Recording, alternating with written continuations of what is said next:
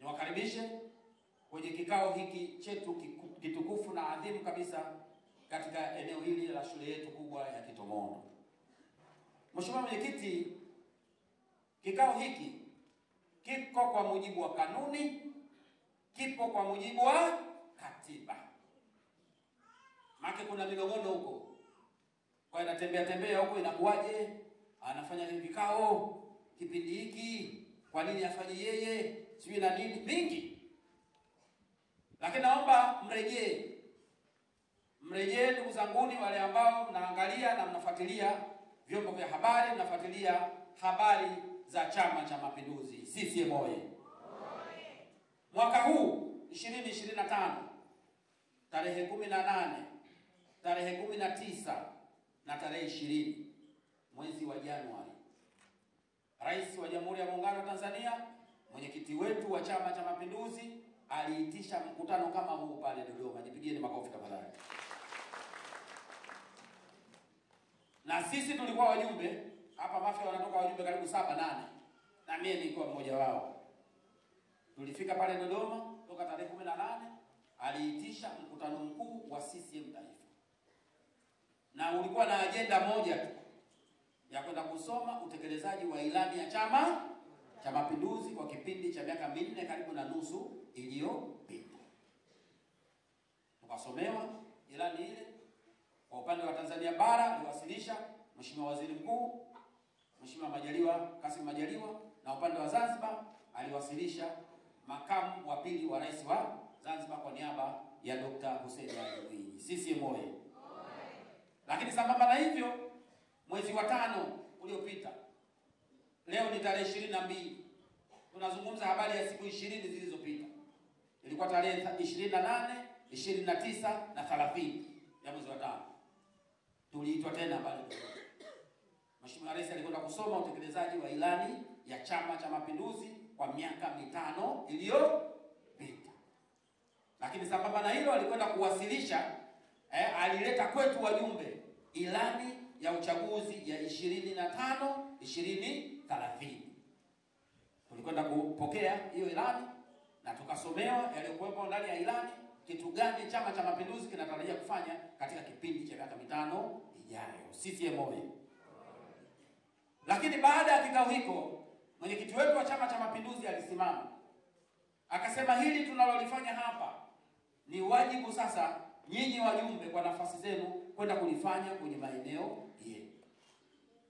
Na akawaalika na kuwaagiza viongozi wote wa CCM kuanzia ngazi ya mikoa, ngazi za wilaya, ngazi za kata, mpaka ngazi za matawi na mashina huko, kuhakikisha kwamba tunakwenda kuitangaza utekelezaji wa ilani, lakini vile vile tunakwenda kutangaza ilani yetu mpya ya 2025 2030. Tumpigie makofi Dr. Samia tafadhali. Kwa hiyo leo ndugu zanguni, pamoja na kanuni, pamoja na katiba, lakini tuliokuja kulifanya hapa ni kwa mujibu wa maagizo ya Daktari Samia Suluhu Hassan, Rais wa Jamhuri ya Muungano wa Tanzania na mwenyekiti wetu wa Chama cha Mapinduzi. Tumpigie makofi mengi. Sasa wale wenye hoja ya kusema kwamba kwa nini tunafanya leo, kwa nini tumefanya hivi, ni kwa mujibu wa nini? Wa maagizo. CCM oyee. Kwa hiyo leo ajenda yetu, wazee wangu, ambayo nimeileta kwenu, ni kuja kusoma utekelezaji wa ilani kwa kipindi cha miaka 5 iliyopita. Na jambo hili sio geni. Labda watu watakuwa wanajizima data kwa msemo wa mjini, sio? Watakuwa wanajizima data kwa sababu tukio hili tarehe 25 mwezi wa 2 2024 kwenye ukumbi wa Lizu pale tulifanya tukio kama hili la usomaji wa ilani. Anayesema uongo anyanyuke hapa. Hayupo, wote mmekubali. CCM oyee. Kwa hiyo nilisoma utekelezaji kwa kipindi cha miaka 4 iliyopita, na tulipata mgeni wetu rasmi ambaye alikuwa mzee Macha, alikuwa katibu wetu msaidizi kutoka CCM Taifa.